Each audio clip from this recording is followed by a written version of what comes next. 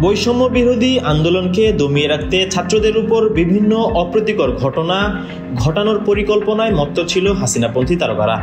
সরকার পতনের আগে তারকাদের একটি দল সক্রিয় ছিল শিক্ষার্থীদের বিপক্ষে দাঁড়িয়ে আওয়াজ তুলতে এবং তাদের আন্দোলন দমিয়ে রাখতে। সম্প্রতি দেশে আলো আসবেই নামক একটি হোয়াটসঅ্যাপ গ্রুপের অভ্যন্তরীণ কথা ফাঁস হয়ে যায়।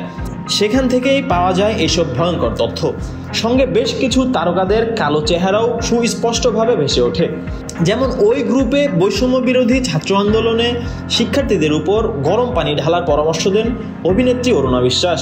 আর গ্রুপটির নেতৃত্বে ছিল ঢাকা 10 আসনের সাবেক সংসদ সদস্য ও চিত্রনায়ক ফেরদৌস আহমেদ, সাবেক তথ্য প্রতিমন্ত্রী মোহাম্মদ এ আরাফাত ও চিত্রনায়ক রিয়াজ।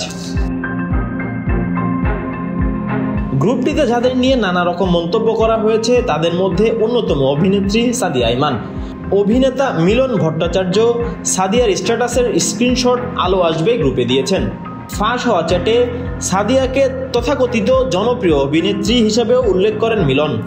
এরপর থেকেই অনেকে অভিনেতার বিরুদ্ধে ক্ষোভ করে সামাজিক যোগাযোগ মাধ্যমে পোস্ট করেন।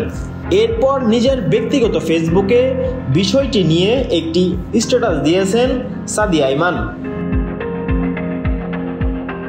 এদিকে দুই নৌকায় পা দিয়ে চলেছেন আসনা হাবিব ভাবনা।